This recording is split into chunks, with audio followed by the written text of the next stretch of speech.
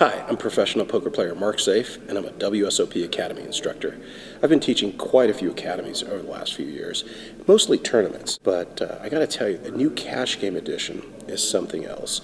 This is really the bread and butter for most poker players. We make our living playing cash games for the most part, and then we take a percentage of that and apply it to tournaments.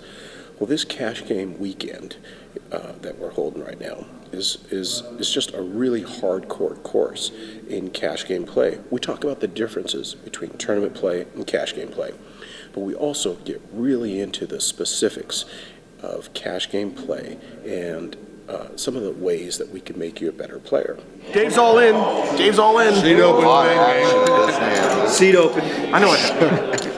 All right, I want no analysis till the end of the hand, or you will be in big trouble. No joking around.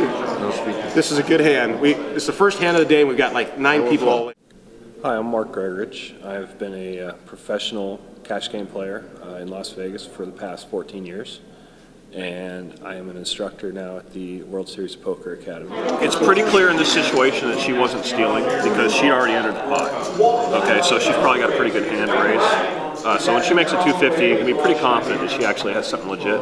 If you're trying to take the pot away from her, you can't make it 500. You got to make it, probably if she makes it 250, you probably have to make it 1,000 because you know she has a pretty good hand. The most popular part of every academy I teach has got to be the live labs.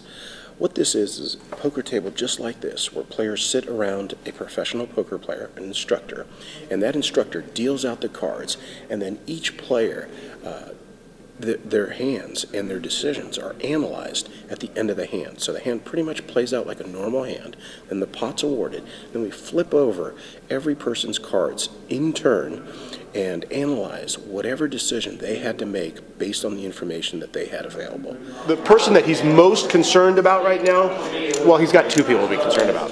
You always have to be concerned about an early position limper, because that sometimes is a big hand. But you also always have to be concerned with the pre-flop aggressor. In this case, it's Walt.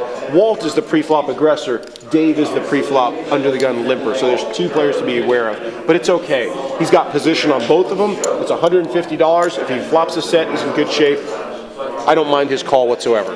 Bobby, did you call? No, sir. Good. Even though you would have flopped a good hand, it doesn't matter. I can't tell you how many students have written me and have told me after these things how valuable that is to improving their game.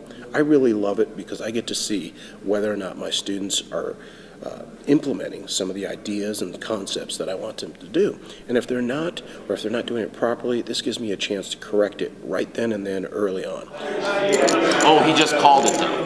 A king queen will flip. You're not going to find out if he has an ace by making that bet, and I'll tell you why. This will happen frequently. Really? I did that on purpose. That lead out bet, the weak lead is what it's called, particularly in the multiple opponents, but into an initial raiser. A wise player of an initial raiser will go ahead and raise that very, very frequently. And they don't even have to have anything because they're still riding the wave of their pre-flop action, and they're dictating a full story to you that I have a real hand. For this cash game weekend, most of the big money in cash games goes into the pot on the turn of the river, and that's what we're really trying to focus on. Now it goes check, check, bet, moves all in. You got to be able to get away from it.